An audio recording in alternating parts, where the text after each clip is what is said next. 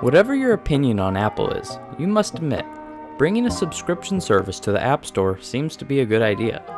It has been shown that Apple users are more likely to spend money on and in apps than their Android counterparts.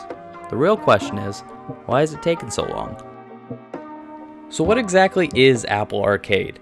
Well, it's a subscription service through the App Store where you pay $5 a month and have access to a huge library of games. These games range from large studio developments to small indie projects, but they all share a common theme. They look gorgeous. When deciding which games to be included, Apple definitely focused on quality above all. Once you download the games, they are basically yours, at least until you stop paying the subscription. But while you have an active sub, you can play the single-player games completely offline. Not only this, but there are no ads, and I have not seen a single microtransaction. These are some features that I think people are going to love. So why do I think it's going to fail? Well, it really comes down to a few different things. For one, the types of games they have, while beautifully made, they aren't really what I would consider to be phone games. To me, I see the success of Candy Crush, Clash Royale, Pokemon Go, and other top games, and I notice some similarities.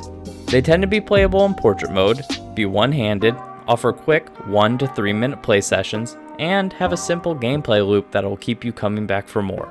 A vast majority of the games on Apple Arcade do not have any of these features.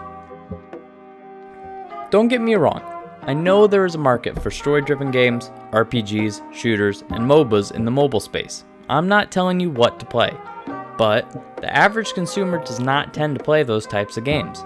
Maybe one day, with the ability to connect controllers to phones, we will see a more sustainable player base for these types of games. But for now, that's just not where the market is.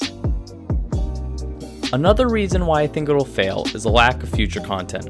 With the selection of games available now, it's clear that they are looking for the best of the best. This methodology, while giving you great games, is very likely to cause a slow trickle of new additions to the service. I see most people trying the free month, and when it's time to pay the next month's fee, not having enough to keep them interested. This is one where they can prove me wrong, but I have a strong feeling that there won't be enough new games. My last reason, and I don't think it's necessarily Apple's fault, but I think people are getting fatigued from subscriptions. Originally, Netflix was so successful because it offered things people actually watch cheaper than cable, which had many things people never watched. With how popular these services became, people began cutting cable and the subscriptions started to pile up.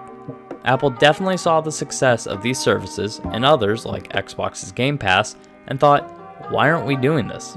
Unfortunately, they're getting into this pretty late in the game, and I think that's really going to hurt them.